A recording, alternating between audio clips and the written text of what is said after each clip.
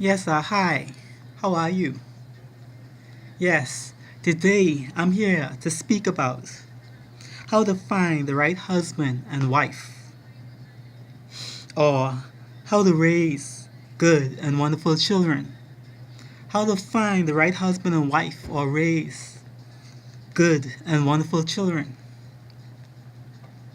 You know, in this life, when we grow up, probably I could say from 7 and over, we have this imagination because like I said before, we see people every day, women, men, hugging, kissing, just doing things, and in our mind we start to think about it.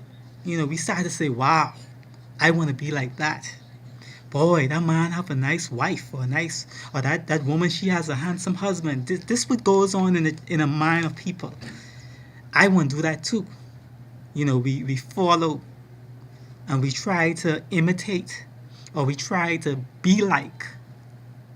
And to be honest with you, teens, even children, these are the things that troubles them. They see a car and they say to themselves, boy, I want one like that. Boy, that's mine. You know what I mean?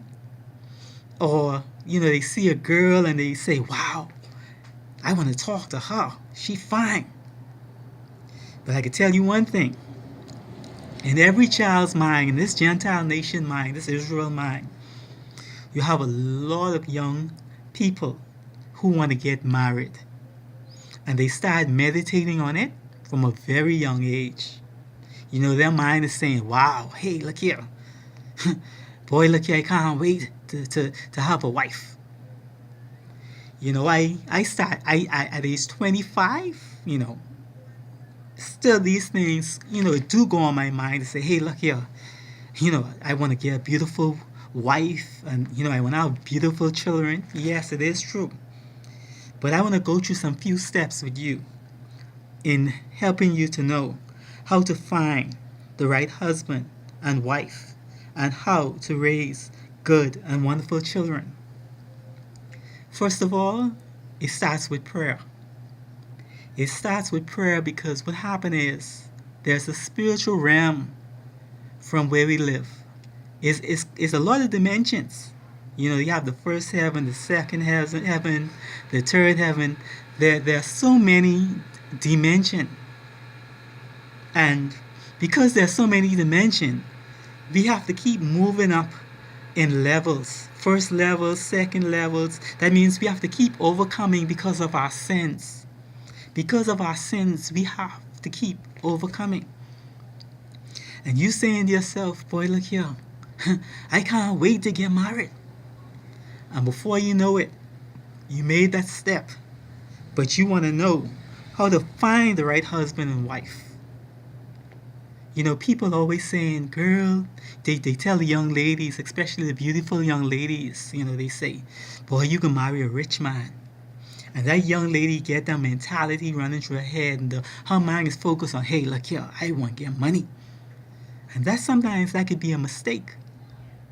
Because it may feel good when you get married.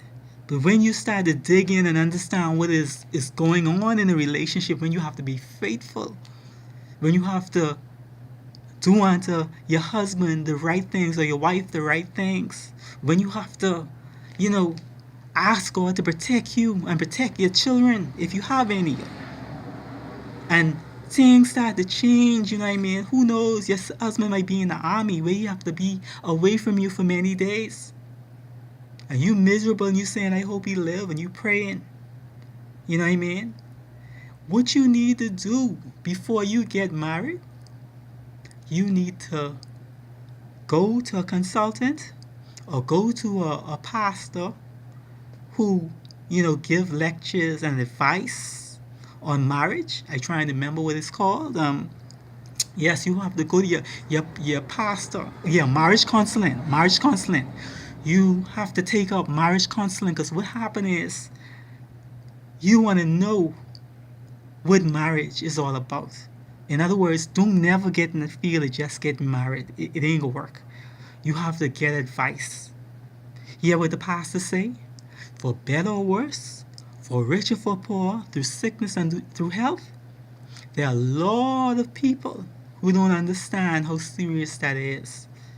And in this hard country with all of these people, houses close to each other, let me tell you a story.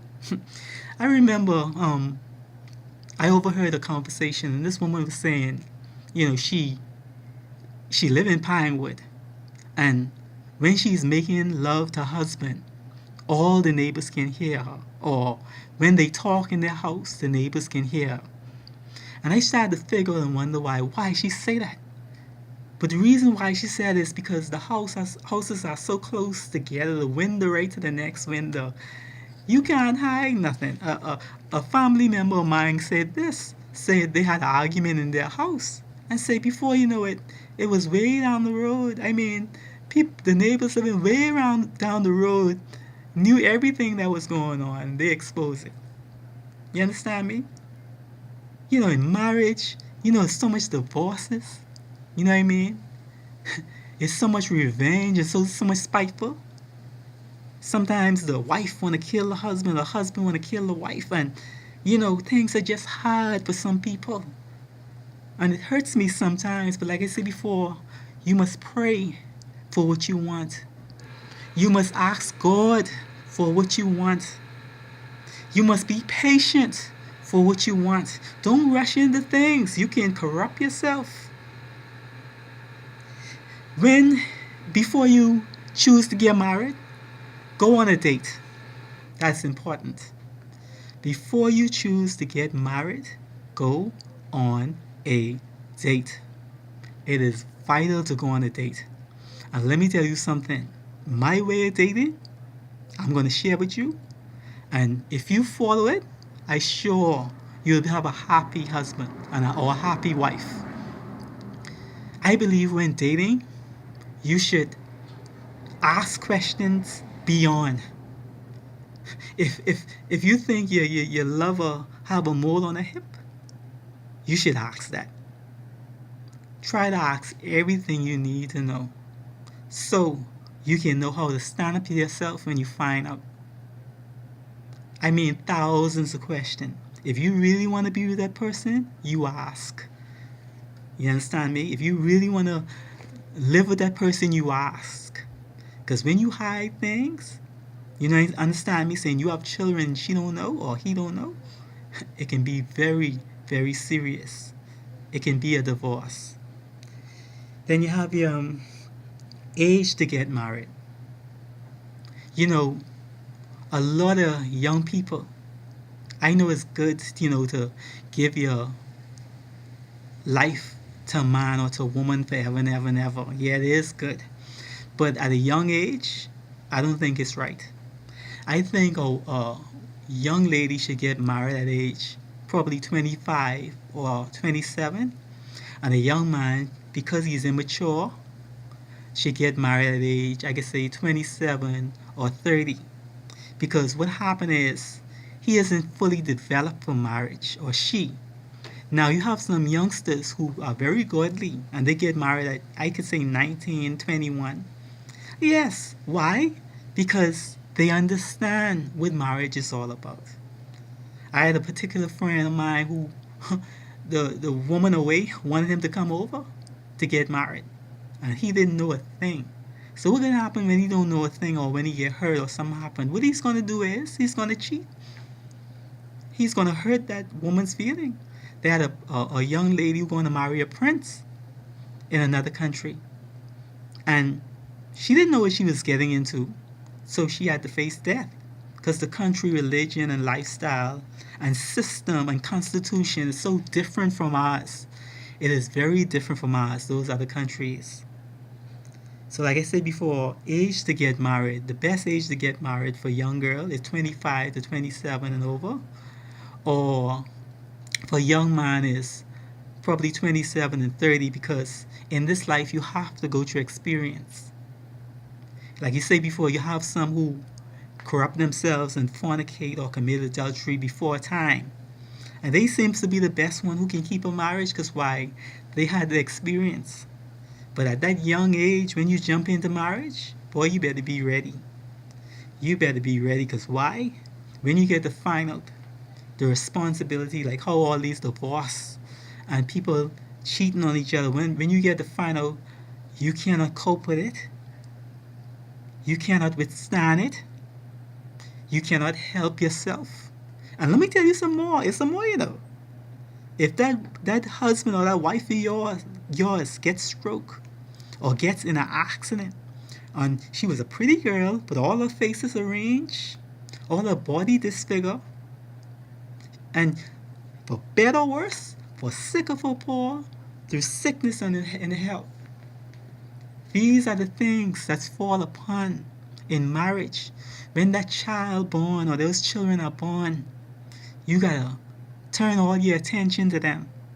You gotta do great things for them. You gotta take care of them. You gotta watch over them. You gotta buy them food. You gotta put food on the table. You gotta bathe them off. Sometimes you have to leave them with somebody because it's only you and your husband. You'll have to go to work.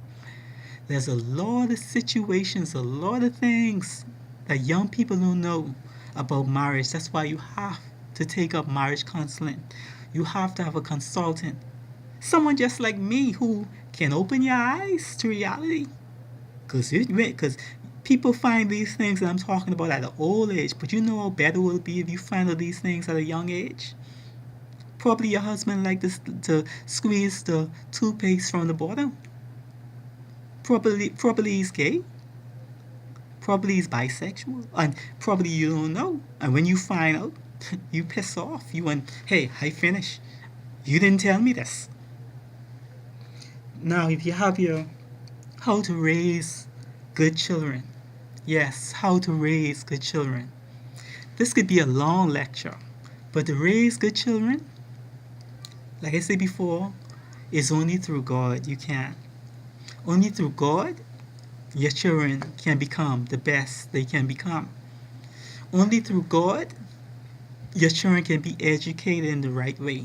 And if you add Jesus Christ, even though there's one on it, you can have a powerful family. But like I say, all of us have not grew up the same. A lot of us are very different. A lot of us face a different life. It's like a confusion. But once God is in your relationship, when you have children, trust me, they're going to advance, they're going to excel, and in your old age, you're going to live a cozy lifestyle. And that's what children are for. Children are for us to raise and grow up, so our strength, so they can take care of us and be there for us in our old age. Yes, some may be rotten, and some may be good. But it's up to you to train that child. It's up to you to punish that child. And you don't have to beat him. You could talk to him if he's smart.